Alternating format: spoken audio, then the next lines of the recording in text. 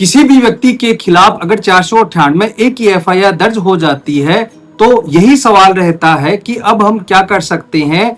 जब भी हम हाई कोर्ट में जाते हैं 482 सीआरपीसी के तहत एफआईआर को क्वेश्चन करवाने के लिए, तो वहां पर भी हाई कोर्ट के द्वारा मना कर दिया जाता है और बार बार सुप्रीम कोर्ट जाना पड़ता है। तो आज का वीडियो भी इसी से संबंधित है कि जब आपके खिलाफ कोई 498 आईपीसी के तहत एफआईआर दर्ज हो जाती है तो ऐसे कौन से 3 कारण हैं जिनके आधार पर आप उस एफआईआर को क्वेश करवा सकते हैं। वह 3 कारण क्या है और उसको आप यूज किस प्रकार से कर सकते हैं और ऑनरेबल सुप्रीम कोर्ट का इससे संबंधित क्या जजमेंट है।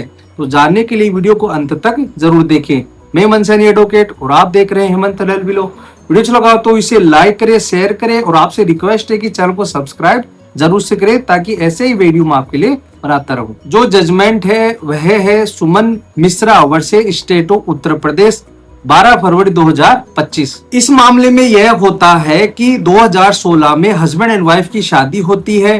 शादी के कुछ दिनों के बाद ही दोनों में डिस्प्यूट हो जाता है और जब ज्यादा डिस्प्यूट बढ़ जाता है तो दोनों अलग अलग हो जाते हैं और पति के द्वारा फैमिली कोर्ट में एक तलाक याचिका लगाई जाती है। तलाक याचिका लगाने के बाद पत्नी को नोटिस इशू किए जाते हैं। इशू मिलने के बाद भी पत्नी न्यायालय में हाजिर नहीं होती है और न्यायालय के द्वारा यह देखा जाता है कि पत्नी को इसकी सूचना मिल गई है, उसके बावजूद भी वह न्यायालय में हाजिर नहीं हो रही है। तो कोर्ट के द्वारा एक्स पार्टी करके पति के फेवर में तलाक की डिक्री जारी कर दी जाती है और इसी दौरान ही तलाक मिलते ही पति के द्वारा दूसरी शादी भी कर ली जाती है। इस मामले में यह होता है कि जब पति के द्वारा फैमिली कोर्ट में तलाक की याचिका लगाई जाती है तो पत्नी के द्वारा कुछ दिनों के बाद या कुछ महीनों के बाद यह देखती है कि पति के द्वारा फैमिली कोर्ट में तलाक की याचिका लगा दी गई है तो पत्नी के द्वारा थाने पर जाकर 498 आईपीसी 354 376 आईपीसी के तहत एक एफआईआर दर्ज करवा दी जाती है। 498 की एफआईआर दर्ज करवाने के बाद पत्नी के द्वारा यह आरोप लगाया जाता है कि पति, सास व ससुर के द्वारा मेरे से दहेज की मांग की गई और मेरे को शारीरिक व मानसिक रूप से टॉर्चर किया गया। साथ ही साथ जो ब्रदर इन लॉ है उस पर यह आरोप लगाया गया कि उसने मेरे साथ रेप किया। कई मामलों में यह देखने को भी मिलता है कि पत्नी के द्वारा ससुराल वालों को सबक सिखाने के लिए या उन्हें बदनाम करने के लिए या उन्हें दबाव में लेने के लिए आईपीसी के सेक्शन 376 के तहत भी एफआईआर दर्ज करवा दी जाती है। इसे एक ट्रेंड बना लिया गया है। जैसे ही ये एफआईआर कोर्ट के समक्ष पेश होती है तो कोर्ट के द्वारा यह समझ लिया जाता है कि यह सोची समझी रूप में एफआईआर लिखवाई गई है। ठीक है, हम दोबारा से अपने टॉपिक पर आते हैं। अपने मामले में यह होता है कि एफआईआर दर्ज होने के बाद पुलिस के द्वारा इन्वेस्टिगेशन किया जाता है और इन्वेस्टिगेशन के दौरान ही पुलिस को यह लगता है कि 376 की जो धारा लगवाई गई है वह गलत रूप से लगवाई गई है। पुलिस को इससे संबंधित कोई भी सबूत नहीं मिलता है। पुलिस के द्वारा पति, सास, ससुर के खिलाफ न्यायालय में चार्जशीट पेश कर दी जाती है और 498 आईपीसी के तहत वह चार्जशीट पेश की जाती है।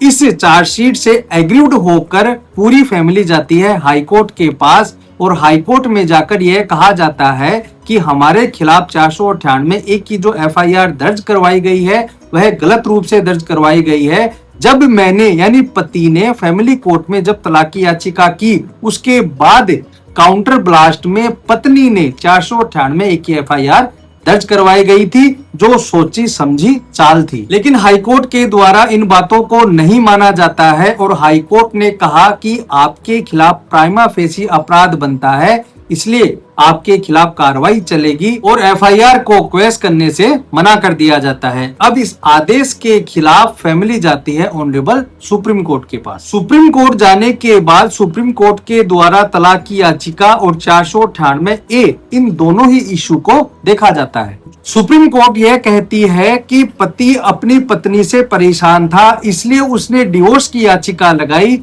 और डिवोर्स की याचिका लगाने के बाद पत्नी के द्वारा कुछ महीनों का वेट किया जाता है और उसके बाद 498 की एफआईआर दर्ज करवाई जाती है।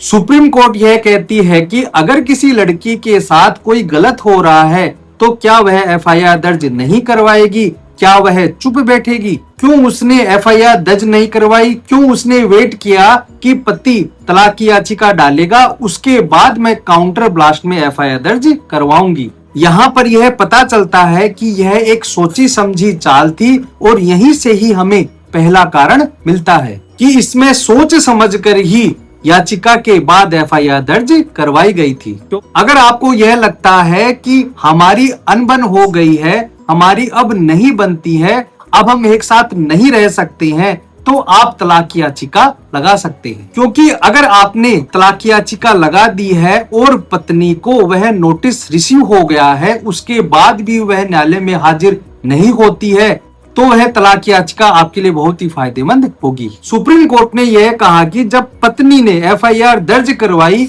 तो कुछ सच्ची घटना हो भी सकती है, लेकिन पत्नी ने ट्रेंड को फॉलो किया, उसने एक सोची समझी चाल से वह एफआईआर दर्ज करवाई थी, जो कि बिल्कुल सरासर गलत है। एफआईआर में तो पत्नी ने यह भी लिखवाया है कि जो मेरा ब्रदर इन लॉ है उसने मेरे साथ रेप किया है, लेकिन पुलिस ने इस बात को नहीं माना। चलिए मान लेते हैं कि आपने जो आरोप लगाया है रेप का, पुलिस ने उसे नहीं माना। जब न्यायालय में चार्जशीट पेश होती है तो आपने उसका विरोध भी नहीं किया, ना ही न्यायालय में आपने प्रोटेस्ट पिटीशन लगाया और ना ही आपने कोर्ट में यह कहा कि मैं इस पुलिस कार्रवाई से संतुष्ट नहीं हूँ। आपने प्रोटेस्ट पिटीशन पेश नहीं किया है तो इसका मतलब ये है कि आपके साथ कुछ हुआ भी नहीं है और आपने झूठी बुनियाद पर यह एफआईआर दर्ज करवाई है। इसलिए सुप्रीम कोर्ट ने यह कहा कि आपने जो 498A का आरोप लगाया है, हम कैसे मान लें कि वह सच है,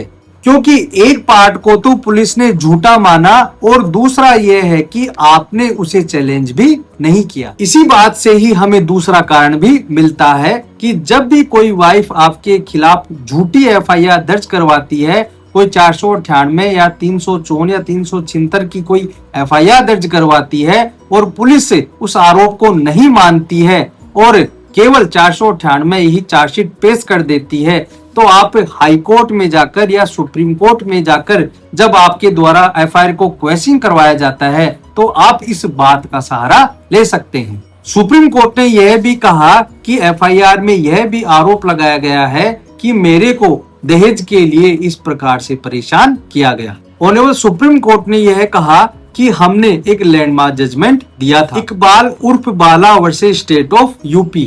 इसमें हमने यह बताया था कि आपके साथ किस दिनांक को, किस डेट को, किस टाइम को और किसके सामने दहेज की मांग की गई और आपके साथ मारपीट की गई और आपके साथ गलत हुआ, यह सारी बातें बताना होगा।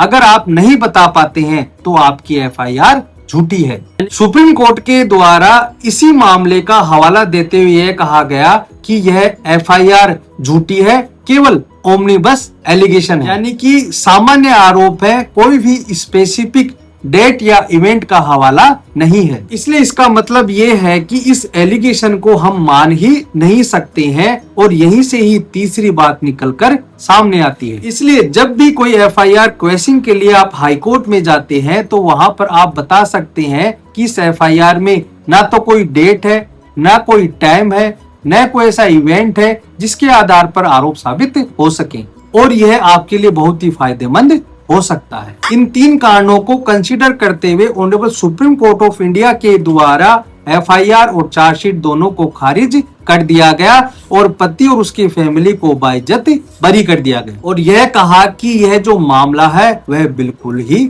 झूठा है और गलत है और आप भी इन तीन ग्राउंड का सहारा लेकर आप अपनी झूठी एफआईआर को क्वेश करवा सकते हैं। तो दोस्तों आज के लिए इतना ही।